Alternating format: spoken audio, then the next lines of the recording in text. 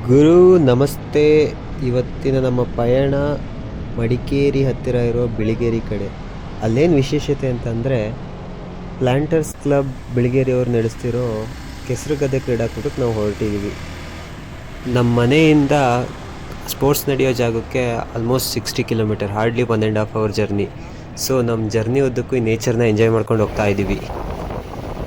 ಮಂಜಿನ ನಗರಿ ಮಡಿಕೇರಿ ರೀಚ್ ಆದಮೇಲೆ ಎಲ್ಲಿ ನೋಡಿದ್ರು ಮಿಸ್ಟು. ಟೂರಿಸ್ಟ್ಗಳಿಗೂ ಏನು ಕಮ್ಮಿ ಇಲ್ಲ, ಸಾಲದ್ದಕ್ಕೂ ಗಾಡಿ ಹೋಗ್ತಾನೇ ಇರ್ತವೆ. ನಾವು ಸಹ ಮಡಿಕೇರಿ ಟೌನ್ ರೀಚ್ ಆಗಿಬಿಟ್ಟು ಬಿಳಿಗೇರಿ ರೋಡ್ಗೆ ಎಂಟ್ರಿ ಆದ್ವಿ.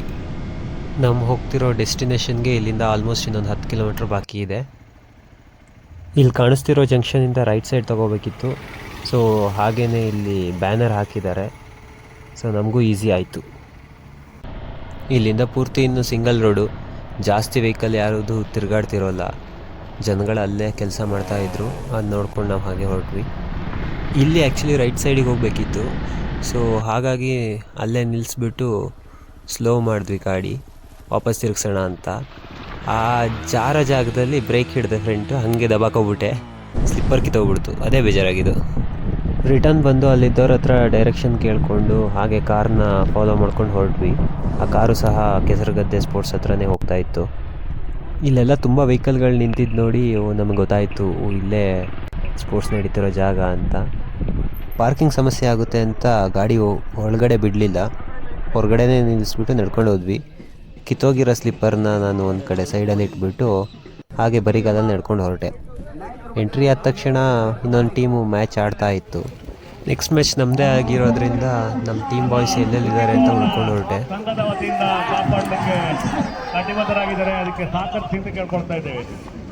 ನಮ್ಮ ಟೀಮ್ ಬಾಯ್ಸ್ನ ಹುಡ್ಕೊಂಡು ಹೊರಟೆ.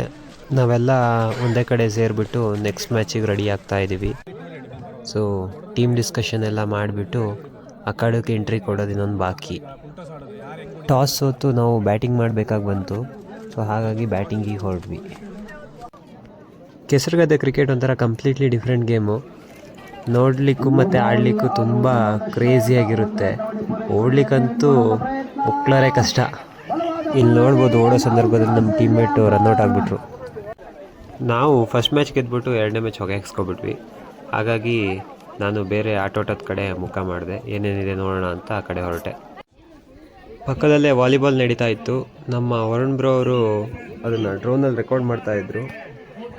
ನನಗೂ ವಾಲಿಬಾಲ್ ಆಡಬೇಕು ಅಂತ ಆಸೆ ಆಗ್ತಿತ್ತು, ಬಟ್ ವಾಲಿಬಾಲ್ ಮತ್ತು ಕ್ರಿಕೆಟ್ ಸೈಮಲ್ಟೇನಿಯಸ್ಲಿ ನಡೀತಿದ್ರಿಂದ ಆಡೋಕ್ಕಾಗಲಿಲ್ಲ.